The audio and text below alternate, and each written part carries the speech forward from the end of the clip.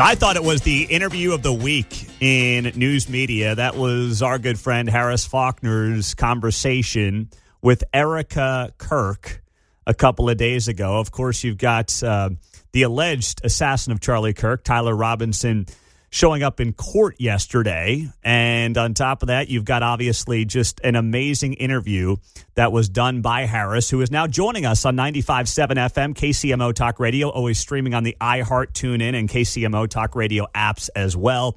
Harris, good morning. Great job a couple of days ago. And what was the main thing that you wanted to draw out of Erika Kirk when you sat down with her on Wednesday?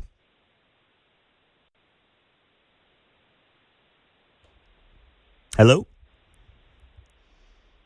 Hello, are you there? There we go. We got you loud and clear, Harris. Yes. I was getting nervous. Plugging in my earbuds so I can hear you. I'm in a loud environment in the newsroom this morning, which is rare for me. So look, there was absolutely nothing I was trying to pull out of her. We had her on for the first 50 minutes of our hour of Outnumbered and had covered the gamut with a lot of things. This was something she wanted to talk about and had requested to sit with me, and so we did. That's awesome. Okay, she went to you. Okay, I got it. Yeah, well, I mean, she was on our show. Mm-hmm. Yes. So we're there, and we knew that there was this topic that she wanted to touch on, and you know, I'm sitting next to her. I'm a journalist. I'm right there with her. We cleared the couch. It was just the two of us. But I had no idea how angry she was. I had never seen her like that. It was palpable. And two things were palpable to me. Her pain. You know, I've heard a lot of people say, well, you know, she's out there, she's very glossy, she's got a lot of accessories. I see the stuff that's out there too. I see the conspiracies. I see all of that. But from a standpoint of someone covering it, you know, you're covering the whole spectrum of it, and you're covering the person who is at the heart of those potential threats. After having her husband assassinated, I guess I was sort of applying my own type of wisdom to, well, people won't go too far. Oh, people do. And that pain and that stress around worrying if her staff members or she or her children will be next in line for a violent interpretation of the threat around her, for someone to actually do something, is real. It's hurtful. It's distracting. And that was the moment that she pulled me into that moment as only someone in that much pain can, because you can't even imagine what they're going through. So you don't even know. Once I sort of, and you've physically seen me react to it, I say, wow, I've never seen, and I scoot to the edge of my seat so I can turn to her more. She wanted to directly look at me while she said these things, and said that to me, because she feels like people don't listen when she says enough is enough. And she has said that, I guess, privately. But that was something that needed to be said worldwide and to the haters. And by the way, part of the stream of information around Erika Kirk now is also faith and beauty and kindness and love from millions of people around the globe. And you know, I have always said that sometimes the Lord puts us into positions and takes us through things so that others can see how we react. And if we fall deeper on Him and become stronger, or if we fold and hide. And I asked her, you know, do you think people just expected you to go away? And she said, I don't know what they expected, but that's not what's going to happen. And in that moment of her taking charge of her own reaction to the conspiracy theories and the death threats, as a mom, I understood too, it's not just about her. Like, her children are 3 and 1. And Peter, you and your wife have young children. You know how that is. We are public people. there have been times in my career I had a stalker. So who wanted to kill me too broke into my home in Kansas City when I was on the air there. It became national and beyond that international news, and I became the story, which I hated. But I wrote a book, my first, called God Has a Plan, Breaking News. And the reason I wrote that was because that was my moment to push in deeper to the Lord. And really before that, I mean, I had the kind of faith that my parents had raised me in, but it wasn't my own.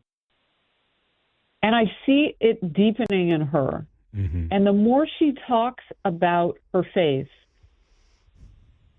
just like Charlie in some ways, everybody's road and walk is different, particularly their spiritual walk.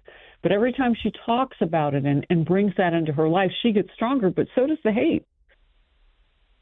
Because evil would love nothing more than for us just to all sit down and stop shining lights on the dark sides of the planet. And so I just was a journalist in that moment asking questions. But I got pulled into a fury that I do understand. Mm-hmm. And, you know, having lived in Kansas City when that happened to me, a lot of people around town know. It was hard. But I hadn't lost someone to an assassination. Like, this is next level. And the hate out there, you see it. We all see it. What's your take on it? I think it's disgusting. And I think that you highlighting that on your show with Erika Kirk the other day was a really important moment in this conversation, because it seemed like a lot of people are kind of afraid to say what needs to be said about some of the individuals. And, you know, we can just name them, Candace Owens and others, who are, let's be honest, too, in this media climate where everyone is starving for attention, making a lot of money off of these conspiracies and off of these clicks. And it's gross, but it's the environment, as you well know, Harris, media finds itself in right now, where sometimes just the crazy of the crazy get clicks, get attention, and then it can make a lot of money off of it. And that's the sinister part of this that really is bothersome to me, and it seems like is bothersome to a lot of people who may be ideologically like-minded to what some of these people are doing by and large. You know, I want to be careful about the name dropping and all of that, because the facts and history have shown, and you can never change history. That's why I love it so much, because it is truth that cannot be moved, cannot be manipulated. It already happened. But what we know from elections and other big events in America, at least in the last 5 to 8 years, and maybe longer than that, the manipulation that can go on social media and other places for clicks and all of that, that money isn't coming often on our soil. It's coming from offshore, from foreign entities that really want to just create chaos in the United States. They don't care about our politics. They don't care about, you know, in particular, individuals in our landscape of fame. But what they do care about is weakening a country from the inside out. Mm-hmm. Yes. And so I'm careful to mention those names, because I do think that they are tied to some foreign dollars that are fueling that, just like those dollars have crept in before. And if that is in fact happening past its prologue, that's a dangerous situation, because some of these are countries that execute and assassinate on a regular basis. Mm-hmm. And that is not who you want to be accepting money from. And the fact that there are people for clicks who will do things, you know, the thirst is real, as we say. We want to be the United States of America. We do not want to be what we are becoming now, the United States of attention, because there's a price for that.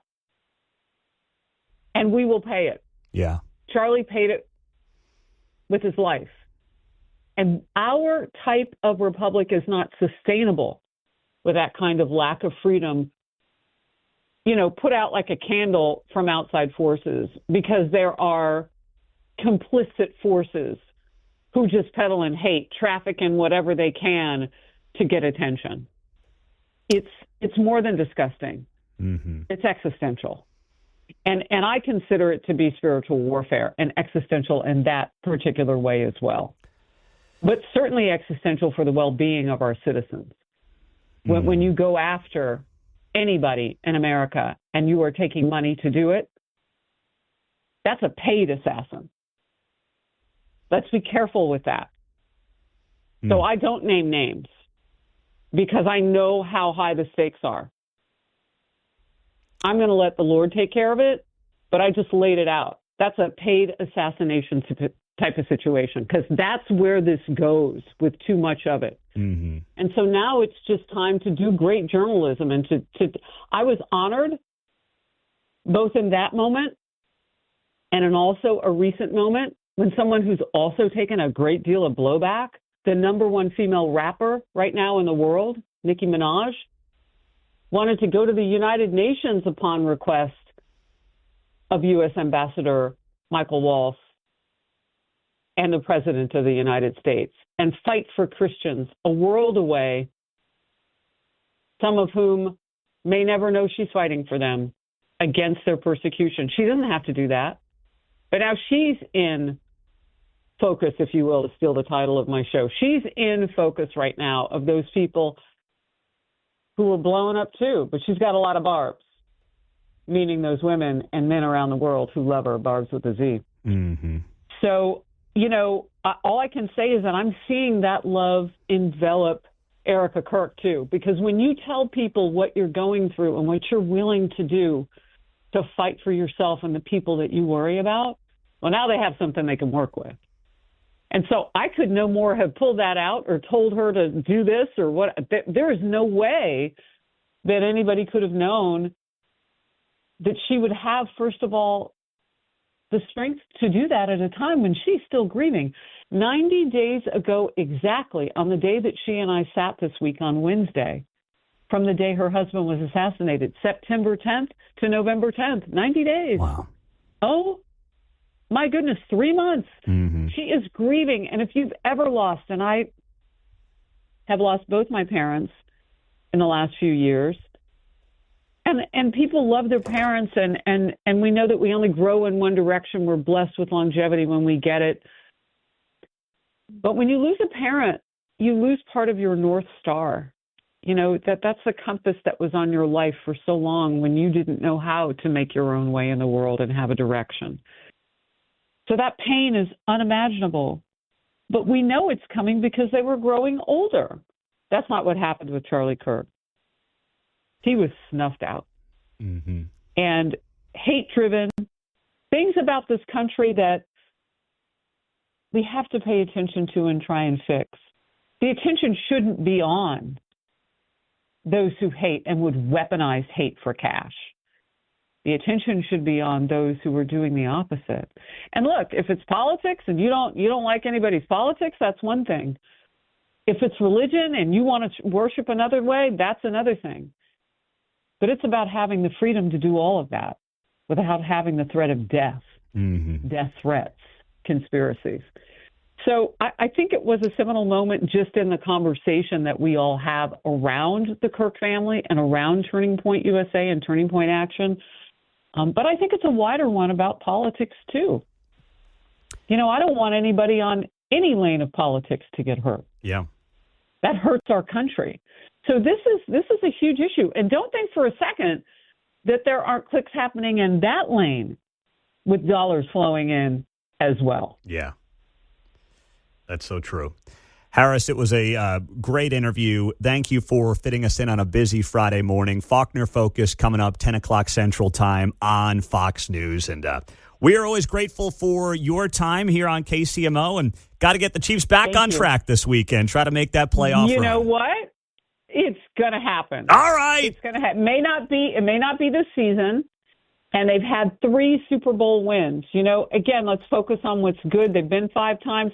I mean, I lived there for a long time, and it had been decades since they've done any of that. So it's a blessing to have them where they are. I'm not going to put shine, though, where it needs extra polish beneath the surface. They've got some things to figure out. Yes. You cannot go through life without a defense. You cannot go through life without an offense. You need both.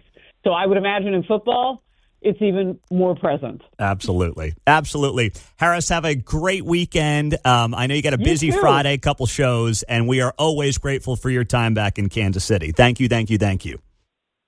Thank you. God bless. Bye-bye. You as well. Harris Faulkner on KCMO. Amazing job as always. Faulkner Focus, 10 o'clock Central. Great to have her on the show.